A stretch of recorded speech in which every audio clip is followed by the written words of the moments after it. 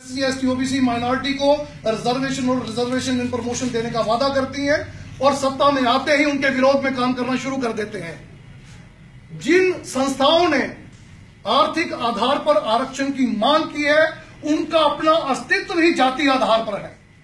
डोगरा ब्राह्मण प्रतिनिधि सभा ब्राह्मण होने की वजह से आप उसके सदस्य बन सकते हैं।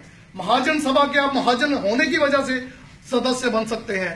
राजपूत, अग्रवाल और जैन भी आप उस कुल में, उस खानदान में जन्म लेने की वजह से बनते हैं जो इन सेक्ट्स को बिलोंग करते हों। SC, ST, OBC और माइनॉरिटी का कोई भी व्यक्ति चाहे वो कितना भी काबिल क्यों ना हो, पूरी दुनिया की नॉलेज उसे हो, वो ब्राह्मण नहीं बन सकता।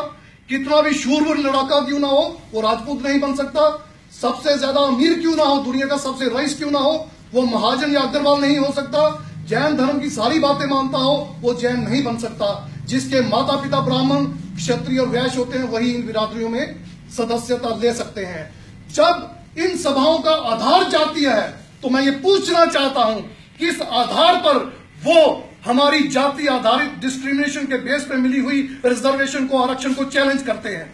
जब तक इस देश में जाति आधारित भेदभाव रहेगा, जाति आधारित आरक्षण देना पड़ेगा। ये representation SC, ST, OBC minorities को देनी पड़ेगी और जाति आधार पर ही देनी पड़ेगी।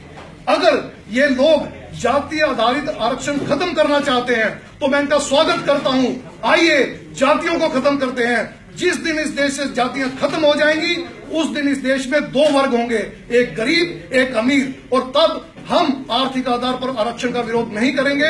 आर्थिक आधार पर आरक्षण की हम भी आपके साथ मिलकर मांग करेंगे और जाति आधार आरक्षण को हम खत्म कर